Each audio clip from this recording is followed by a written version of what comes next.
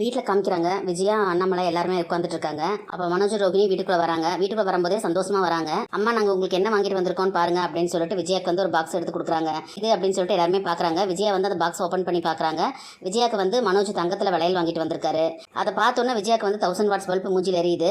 என்னடா மனோஜ் விஷயம் அப்படின்னு சொல்லி கேட்கும்போது, அம்மா நாங்கள் புதுசாக ஒரு வீடு வாங்க போகிறோம் அப்படின்னு சொல்கிறாரு. என்னடா சொல்கிற, வீடு வாங்க போறியா அப்படின்னு சொல்லி கேட்கும்போது, ஆமாம்மா சிஆரில் பீச் ஹவுஸ் ஒன்று விலைக்கு வருதுமா, அதை என் ஃப்ரெண்டு வந்து சொன்னா, நல்ல வீடு ஆனால் நமக்கு வேண்டி கொஞ்சம் குறைச்ச தரதா சொல்லியிருக்காங்க, அதனால் அது வாங்கலான் இருக்கோம். அது மட்டும் இல்லைம்மா, ஷோரூம்லேயே நல்ல ப்ராஃபிட் வந்திருக்குதுல்ல, அதனால தான் உனக்கு இது தங்க வளையல் வாங்கிட்டு வந்திருக்கோம் அப்படின்னு சொல்கிறாங்க. உடனே விஜய் வந்துட்டு அதை வாங்கி பார்த்துட்டு, நீயே போட்டு விட ரோகிணி அப்படின்னு சொல்லிட்டு போட்டு விட சொல்கிறாங்க. ரோகிணி வந்து அதை போட்டு விடுறாங்க.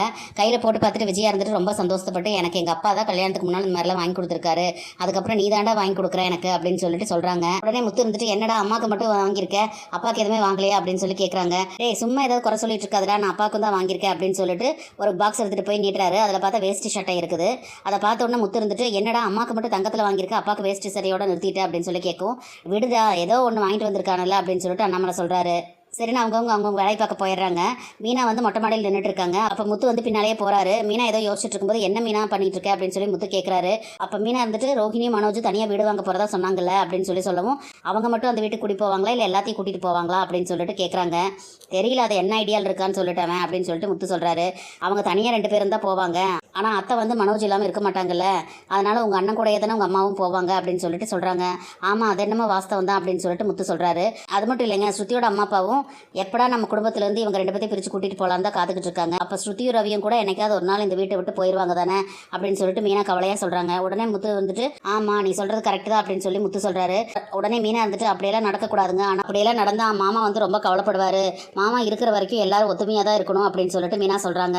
அதை கேட்டோன்னே முத்து வந்துட்டு, நீ சொல்கிறது கரெக்டு தான், நீ சொன்னால் சரியாக தான் இருக்கும், நான் இப்போவே போய் அந்த ஓடுகள்கிட்ட பேசுகிறேன், வீடு வாங்குறதெல்லாம் பண்ண வேண்டாம் அப்படின்னு சொல்கிறேன், வீடு வாங்கினா கூட நீ வேறு ஏதாவது இது பண்ணிக்கோ, ஆனால் நம்ம எல்லாரும் ஒன்றா தான் இருக்கணும்னு சொல்லிடுறேன் அப்படின்னு சொல்கிறாங்க. அதுக்கு உடனே மீனா வந்து தடுக்கிறாங்க. வேண்டாம் சும்மா இருங்க, அப்படிலாம் பண்ணாதீங்க அப்படின்னு சொல்கிறாங்க. எப்போ பாரு தப்பு தப்பாக தான் முடிவு எடுப்பீங்களா அப்படின்னு சொல்லி கேட்குறாங்க. சரி இப்போ சொல்லல, காலையில் சொல்லிட்டுமா அப்படின்னு சொல்லி முத்து கேட்குறாரு. வேண்டாம், நீங்கள் எப்போவுமே சொல்ல வேண்டாம் அப்படின்னு சொல்லிட்டு சொல்கிறாங்க.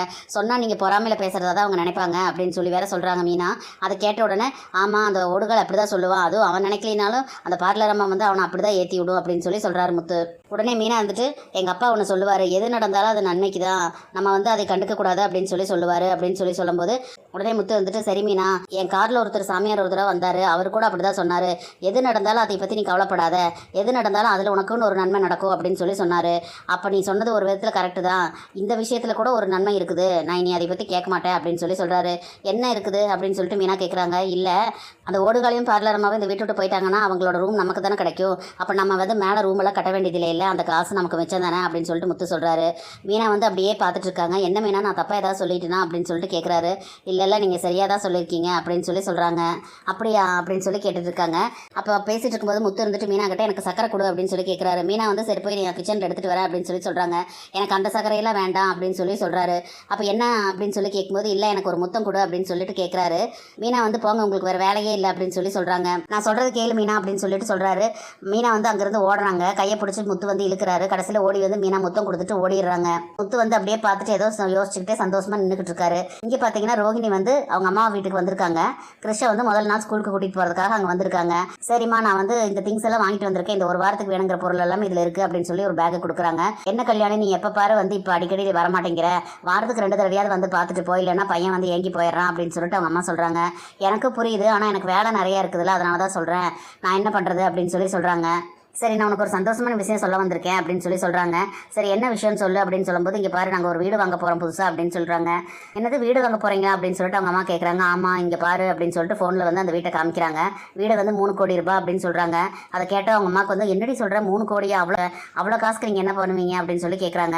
இப்போ ஸ்டார்டிங்கில் ஒரு 10 லட்ச ரூபா கொடுத்துட்டு அப்புறம் மாதம் கட்டி முடிச்சுக்கலாம், இதெல்லாம் பெரிய விஷயம் இல்லை அப்படின்னு சொல்லிட்டு ரோஹிணி சொல்கிறாங்க. எதுக்கு உங்கள் வீட்டில் இருக்கிற பெரியவங்களோட கலந்து ஆலோசிச்சுட்டு இதெல்லாமே பண்ணு அப்படின்னு சொல்கிறாங்க. எடுத்தங்க கவுத்தா நல்லா பண்ணிடாதீங்க அப்படின்னு சொல்கிறாங்க. உடனே ரோஹிணிக்கு வந்து கோவம் வந்துடுது. இங்கே பாரு, நான் ஏதாவது ஒன்று சொன்னால் உடனே இப்படி தான் பேசுவியா, சந்தோஷமான விஷயம் சொல்ல வந்தால் என்னை டார்ச்சர் பண்ணிக்கிட்டு இருக்கேன் அப்படின்னு சொல்லிட்டு ரோஹிணி வந்து கத்துறாங்க. நான் இப்போ என்ன சொல்லிட்டேன், நல்லதுக்கு தான் சொல்கிறேன், அதுக்கப்புறம் அங்கேயும் போய் சிக்கிட்டு மொழி பிரிங்கி நிற்கக்கூடாதுங்கிறக்காக தானே நான் சொல்கிறேன் அப்படின்னு சொல்லி கேட்குறாங்க. இங்கே பாரு, உங்கள் காலம் மாதிரி இல்லை, நீங்கள் ஏதாவது வாங்கணும் பெருசாக அப்படின்னா முதல் சேர்த்து வச்சுட்டு அப்புறம் எல்லாம் சேர்த்து முடிச்சு ஒட்டுக்கா பணம் ரெடி ஆனதுக்கப்புறம் போய் வாங்குவீங்க. இப்போல்லாம் அப்படி கிடையாது, ஒரு குறிப்பிட்ட பணத்தை கட்டிட்டு அதுக்கப்புறமா அந்த வசதி வாய்ப்புகளை அனுபவிச்சுக்கிட்டே அதுக்கான கடனை கட்டி முடிக்கலாம், அதெல்லாம் தப்பு கிடையாது, இப்போ அப்படி தான் இருக்குது அப்படின்னு சொல்கிறாங்க. சொல்கிறாங்க. என்ன இருந்தாலும் வருமானத்துக்குள்ளே குடும்பம் நடத்தணும், அதுதான் நிம்மதியாக இருக்க முடியும் அப்படின்னு சொல்லி அவங்க அம்மா அட்வைஸ் பண்ணுறாங்க. உனக்கு நான் வீடு வாங்குறது உனக்கு பிடிக்கலன்னா சொல்லிடு, அதுக்கு எதுக்கு இப்போ தேவையில்லாமல் பேசிக்கிட்டு இருக்கேன் அப்படின்னு சொல்லிட்டு ரோஹிணி கோவப்படுறாங்க. சரி சரி விடு, நான் உன்னோட நல்லதுக்கு தான் சொன்னேன், உனக்கு பிடிக்கலன்னா விட்டுரு அப்படின்னு அவங்க அம்மா சொல்கிறாங்க. சரி கிறிஷ் ரெடி ஆகிட்டான்னு போய் பாரு அப்படின்னு சொல்லி சொல்கிறாங்க. உடனே அந்த கிறிஷ் பையனே வந்து ஸ்கூல் யூனிஃபார்ம்லாம் போட்டுட்டு ரெடியாகி வந்துடுறேன். அம்மா நான் ரெடி ஆகிட்டேன் அப்படின்னு சொல்லிட்டு சரி நான் பையனை கூட்டிட்டு ஸ்கூலுக்கு கிளம்புறேன் அப்படின்னு சொல்லி சொல்கிறாங்க. அவங்க அம்மா வந்து ஒரு மாதிரியாக நிற்கிறாங்க. ஏன் இந்த மாதிரி நின்றுட்டு இருக்கேன், நான் ஏதோ கோவத்தில் பேசிட்டேன், நான் வந்து ஒரு சந்தோஷமான விஷயம் சொல்ல வந்தேன், நீ என்னை அப்செட் பண்ணிட்டனால தான் நான் உன்னை திட்டேன், அதனால் நீ பெருசாக எடுத்துக்காத அப்படின்னு சொல்லி சொல்கிறாங்க. அதெல்லாம் நான் ஒன்றும் எடுத்துக்கல, உன்னோட வாழ்க்கையை கெடுத்தது நான் தானே, அதனால் நீ இப்படி சொல்கிறதுல தப்பு கிடையாது, அதனால் இனிமேலாவது நீ சந்தோஷமா இரு அப்படின்னு சொல்லிட்டு அவங்க அம்மா சொல்கிறாங்க. சரி கல்யாணி எல்லாமே பார்த்து பண்ணு அப்படின்னு சொல்லி சொல்கிறாங்க. முதல்ல நீ இந்த மாதிரி கல்யாணி என்னை கூப்பிடுறது நிறுத்து அப்படின்னு சொல்லிட்டு ரோகிணி சொல்கிறாங்க. என்னடி சொல்கிறேன், நான் கல்யாணின்னு தானே எப்பவும் கூப்பிடுவோம், உங்கள் அப்பா வந்து ஆசையாக வச்ச பேர், அதை கூப்பிடாம வேற எப்படி கூப்பிட முடியும் அப்படின்னு சொல்லி சொல்கிறாங்க. இங்கே பாரு, என்னை ரோஹிணின்னு கூப்பிடு, கல்யாணின்னு கூப்பிடாத, கல்யாணம் நீ கூப்பிட்டினாவே எனக்கு பழைய வாழ்க்கை தான் ஞாபகம் வருது அப்படின்னு சொல்லி சொல்கிறாங்க. அதுக்கு என்னடி பண்ண முடியும், இத்தனை நாள் கூப்பிட்டு பழகிட்டு உன்னை மாற்றி அந்த மாதிரிலாம் கூப்பிட முடியலை என்னால் அப்படின்னு சொல்லி அவங்க அம்மா சொல்கிறாங்க. நீ திரும்ப திரும்ப இதே மாதிரி சொல்லிட்டு இருந்தீங்கன்னா அது சரிப்பட்டு வராது. இந்த ஹவுஸ் ஓனர் கிட்ட வந்து என்னோட பேர் ரோகிணின்னு தான் நான் சொல்லியிருக்கேன். அவங்க இது எப்போவாது வரும்போது அவங்க முன்னால் நீ கல்யாணம்னு சொல்லி கூப்பிட்டீங்கன்னா அவங்க என்ன நினைப்பாங்க, நம்ம ஏதோ ஒரு தப்பு பண்ணுறோம் அப்படின்னு சொல்லி தான் அவங்க நினைப்பாங்க அப்படின்னு சொல்லி சொல்கிறாங்க.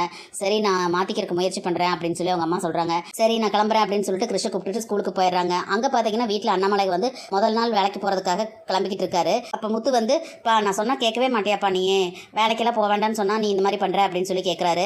இங்கே பாருடா, உனக்கு எத்தனை தடவை சொல்கிறது, நீ எத்தனை தடவை சொன்னாலும் சரி நான் வேலைக்கு போக தான் போகிறேன் அப்படின்னு சொல்லி சொல்கிறாரு. உனக்கு வேலையெல்லாம் வாங்கி கொடுக்க வேண்டாம்னு சொல்லி நான் பரசுமாமா கிட்ட சொன்னேன் அப்படின்னு சொல்லும்போது நீ வந்து பேசுனதையும் அவன் சொன்னான், ஆனால் அதை மீறி தான் நான் வேலை வாங்கி தர சொன்னேன், இப்போ என்னங்கிற அப்படின்னு சொல்லி கேட்குறாங்க.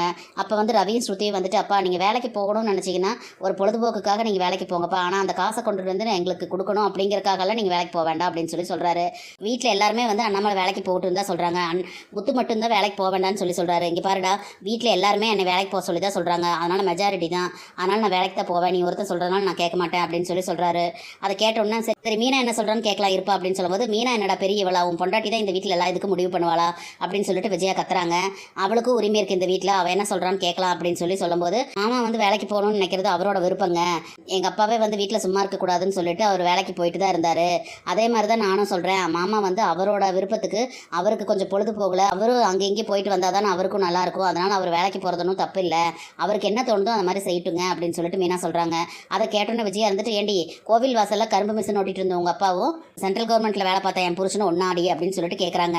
உடனே மீனாவோட முகம் ஆடி போயிடுது. அண்ணாமலை அதை பார்த்துட்டு இங்கே பாரு விஜயா, எப்பவுமே இப்படியே தான் நீ பேசிட்டு இருப்பியா, அவள் வந்து என்ன அப்பா மாதிரி நினச்சி தான் அந்த வார்த்தையை சொல்கிறான், அவள் என்ன சொல்கிறா நீ என்னத்தை பேசிகிட்டு இருக்க அப்படின்னு சொல்லி கேட்குறாரு. நல்லா சொல்லுங்கப்பா, இவங்க எப்போ பாரு இப்படி தான் அப்படின்னு சொல்லிட்டு முத்து சொல்கிறாரு. சரின்னு சொல்லிட்டு சரி நான் வேலைக்கு கிளம்புறேன் அப்படின்னு சொல்லிட்டு அவர் கிளம்புறாரு. எல்லாருமே வந்து சரி அப்படின்னு சொல்லி சொல்கிறாங்க. உடனே ஒரு நிமிஷம் இருங்க மாமா அப்படின்னு சொல்லிட்டு மீனா ஓடி போய் ஒரு பேக் எடுத்துகிட்டு வந்து கொடுக்குறாங்க. என்னம்மா இது அப்படின்னு சொல்லி கேட்குறாங்க. மதியத்துக்கு உங்களுக்கு சாப்பாடு கட்டி கொண்டு வந்திருக்க மாமா அப்படின்னு சொல்லி சொல்கிறாங்க. அதை பார்த்த உடனே அண்ணாமலைக்கு ஒரு மாற ஆயிடுது. மீனாவே அப்படியே பார்த்துட்டு நிற்கிறாரு. உடனே மீனா வந்துட்டு என்ன மாமா அப்படி பார்க்குறீங்க அப்படின்னு சொல்லி கேட்குறாங்க. இல்லைம்மா நான் வந்து வேலைக்கு போயிட்டு இருந்த இத்தனை வருஷத்தில் நான் இந்த மாதிரி சாப்பாடு எடுத்துகிட்டே போனது இல்லைம்மா அப்படின்னு சொல்லி சொல்கிறாரு. விஜயா இருந்துட்டு அப்படின்னு சொல்லிட்டு நீங்கள் 3 மணிக்கு எந்திரிச்சு கிளம்பி போவீங்க, அதனால் நீங்கள் கடையிலே போய் சாப்பிட்டுக்குவீங்க, அந்நேரத்துக்குலாம் செஞ்சு கொடுக்க முடியாதுல்ல அப்படின்னு சொல்லி சொல்கிறாங்க. உடனே மீனான்ட்டு அதனால் என்னம்மா நான் வந்து சீக்கிரமாக எந்திரிச்சு செஞ்சுட்டேன், நீங்கள் எடுத்துகிட்டு போங்க, நான் உங்களுக்கு எப்போவுமே போகும்போது செஞ்சு கொடுக்குறேன் அப்படின்னு சொல்லி சொல்கிறாங்க. என்னோட சின்ன வயசில் எங்கள் அம்மா தான் நான் ஸ்கூலுக்கு போகும்போது இந்த மாதிரியெல்லாம் எனக்கு பாக்ஸில் கட்டி கொடுப்பாங்க, எனக்கு அந்த ஞாபகம் வந்துருச்சு, எங்கள் அம்மா ஞாபகம் வந்துருச்சுமா அப்படின்னு சொல்லி ரொம்ப எமோஷனலாக பேசுகிறாரு. இது எல்லாம் பார்த்துட்டு இருந்த முத்து வந்துட்டு அப்பா நீ வேலைக்கு போக வேண்டாப்பா அப்படின்னு சொல்லி சொல்கிறாரு. அப்போ ரவி வந்து அப்பா நீங்கள் எங்கேப்பா வேலைக்கு போகிறீங்க அப்படின்னு சொல்லி கேட்கும்போது நான் ஸ்கூலுக்கு போகிறேன்ப்பா அப்படின்னு சொல்லி சொல்கிறாரு. உடனே மனோஜ் வந்துட்டு ஸ்கூலில் என்ன இவருக்கு வேலை கிடச்சிட போகுது, பெருசாக வாட்ச்மேன் வேலையாக தான் இருக்கும் அப்படின்னு சொல்லி சொல்கிறாரு. அதை கேட்டோன்னா முத்து வந்து அடிக்கிறதுக்கு போகிறாரு அவரை. ஏண்டா வாட்ச்மேன் வேலைன்னு அவ்வளோ கேவலமா அப்படின்னு சொல்லிட்டு அண்ணாமலை கேட்குறாரு. எந்த வேலையாக இருந்தால் என்னடா அப்படின்னு சொல்லி கேட்குறாரு. உடனே ஸ்ருதி இருந்துட்டு அங்கிள் உங்களுக்கு என்ன வேலை அங்கே அப்படின்னு சொல்லி கேட்குறாங்க. இல்லைம்மா நான் வந்து அக்கௌண்ட்ஸ் பார்க்க போகிறேன் அப்படின்னு சொல்லி சொல்கிறாரு. உங்களுக்கு அக்கௌண்ட்ஸ் எல்லாம் தெரியுமா அங்கிள் அப்படின்னு சொல்லி கேட்குறாங்க. எனக்கு தெரியுமா அப்படின்னு சொல்லி சொல்கிறாரு. வாரத்தில் ஒரு நாள் தான் வேலை, மற்ற நாளெல்லாம் ஃப்ரீ தாம்மா அப்படின்னு சொல்லி சொல்கிறாரு. அப்படியா? உடனே விஜயா வந்துட்டு வாரத்தில் ஒரு நாள் தானே, தாராளமாக போயிட்டு வரட்டும் அப்படின்னு சொல்லி சொல்கிறாங்க. சரின்னு சொல்லி அண்ணாமலை கிளம்புறாரு. கிளம்பி வாசலுக்கு வந்துட்டு இருக்கும்போது பின்னாலே எல்லாரும் வராங்க. நான் எங்கே போகிறேன், வேலைக்கு தானே போகிறேன், எங்கேயோ வெளியே எங்கேயோ போகிற மாதிரி எல்லாரும் வந்து நின்றுட்டு இருக்கீங்க அப்படின்னு சொல்லிட்டு அண்ணாமலை கேட்குறாரு. ரிட்டையர்ட் ஆனதுக்கப்புறம் வீட்லேயே இருந்துட்டு ரொம்ப நாள் கழிச்சு வெளியே போகிறீங்களப்பா வேலைக்கு, அதனால தான் நாங்கள் வந்து வெளியே அனுப்புகிறோம் அப்படின்னு சொல்லி எல்லாரும் வந்து நிற்கிறாங்க. சரி அப்படின்னு சொல்லி பேசிகிட்டு இருக்கும்போது விஜயா வீட்டுக்குள்ளே வந்து அப்படி ஓடி வராங்க. வெளியே ஓடி வந்தவங்க வந்து இவங்களை எல்லாம் தாண்டிட்டு கேட்டை பார்த்து ஓடுறாங்க. இதோட இன்னைக்கு எபிசோட் முடியுது. நாளைக்கு என்ன நடக்க போகுதுன்னு சொல்லி நம்ம பொறுத்து வந்து பார்க்கலாம் ஃப்ரெண்ட்ஸ். நம்ம வீடியோ பிடிச்சிருந்தா லைக் பண்ணி சப்ஸ்கிரைப் பண்ணுங்கள். தேங்க்யூ.